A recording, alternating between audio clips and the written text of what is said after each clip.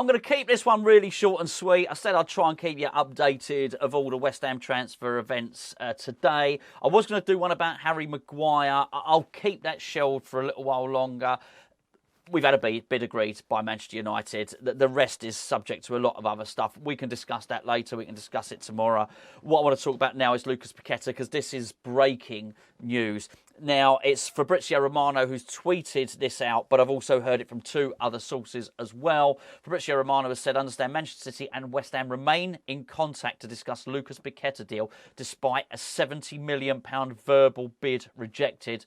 West Ham hope to keep the player, but they're aware of Lucas's desire to join Manchester City. I did a video this morning about this, but things have moved on a little bit since then. It says, I'm told, including players in the deal, could be an option to be discussed soon. Now, that bolts onto something else I heard about Cole Palmer.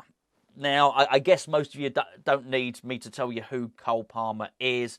Well, he came on, he had a pivotal role, didn't he, in the Charity Shield the other day, last weekend. He's a promising, really promising young player for Manchester City.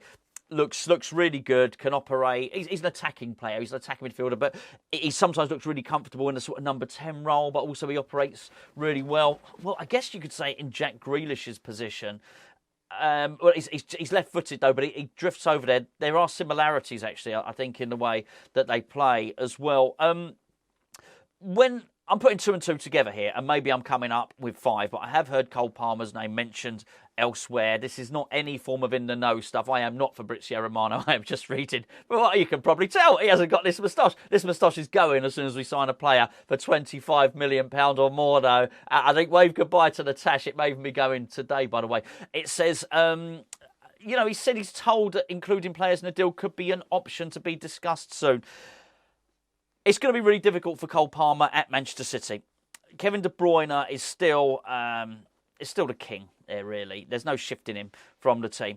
If De Bruyne is not playing that position, then certainly Phil Foden plays in that position. Phil Foden is well in advance of Cole Palmer. We've already discussed that, you've got Jack Grealish there. They've got a whole wealth of talent there, Manchester City, that... It's going to be hard for him to get in the team. I'll tell you what will make it even more bloody difficult for Cole Palmer to get in the team, and that's signing Lucas Paqueta. You do not sign somebody for 80-odd million, which is what I think West Ham and Man City will probably settle on if he goes. Then I think it's very difficult for Cole Palmer. I think the worst part of this deal will be if we sell Lucas Paqueta and we get Cole Palmer on loan. I don't think that sort of suits anybody, really. Let's get back to this Lucas Paqueta stuff. The club are briefing people on this now. So I think, first of all, the club are very much saying Lucas Paqueta isn't for sale. And I think if Lucas Paqueta were just to turn around to the club and say, look, I'm a West Ham employee, I'm here for the duration of my contract, you do what you want, either accept the bid or don't accept the bid, I think West Ham would reject it, if I'm being totally fair on West Ham here. I don't think that's what's happening here. I think Paqueta's being as reasonable as he can. I think he's, by the sounds of it, grateful to West Ham. But you don't get too many opportunities to join Manchester City, and I think you are pretty much guaranteed trophies at Manchester City. And you've got to remember, Paqueta's somebody who was had the world at his feet. And he signed AC Milan. That was meant to be his springboard, but he sort of flopped at AC Milan. He had to go back to Olympic. He had to go sign for Olympique Lyonnais, sort of rebuild his career. Then he signed for West Ham, and now he's back on it. He's now where he probably thought he should have been at the age of 22, 23, and he's 26 or something now. So this is it. Looking at the language that's coming out of West Ham, West Ham hope to keep him, but we're aware of his desire to join City. I don't think that has a great outcome for West Ham. And there is something there is a little bit of a worry with all of this. And it's something that Gio has said for years. And that is the way West Ham sell players. You do get the impression when Brighton lose a player that they know exactly what they're going to do and the replacement is lined up. I think we're scrambling around here. I think we're scrambling around to find Declan's replacement. I think we're scrambling around to find Skamaka's replacement. I think now we'll be scrambling around to find Paqueta's replacement as well.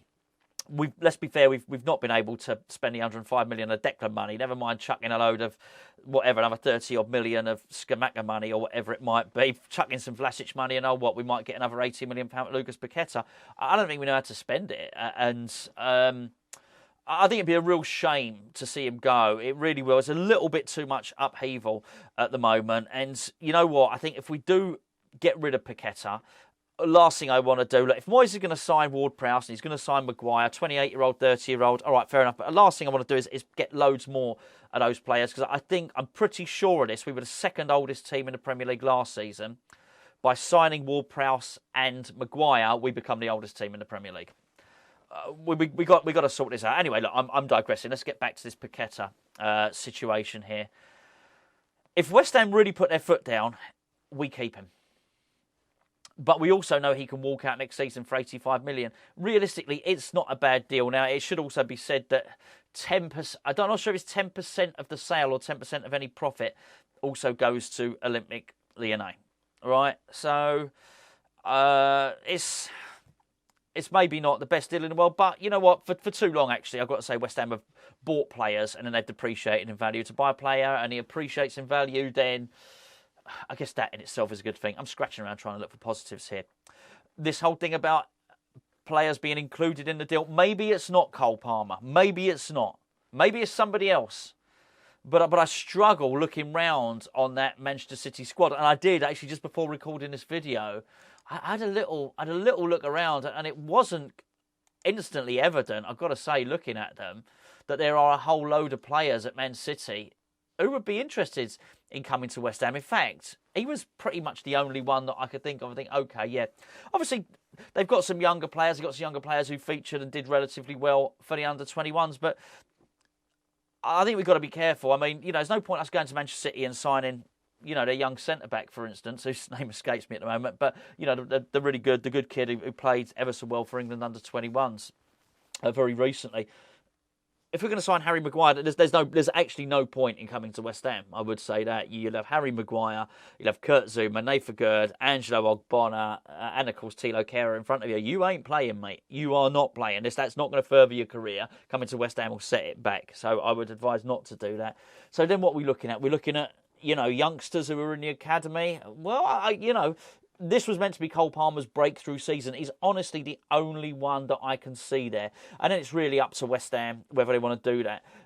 Would Manchester City try and chuck Calvin Phillips back at West Ham? Well, Calvin Phillips didn't want to come when he was mooted as being part of the deal for Declan Rice. He didn't want to come then. So let's be fair. Why does he want to come now? And do we actually need him now? If what we're going to do is sign Alvarez, and I'm expecting to be sat back in this chair talking to you about Alvarez later on today, I would imagine, or first thing tomorrow morning.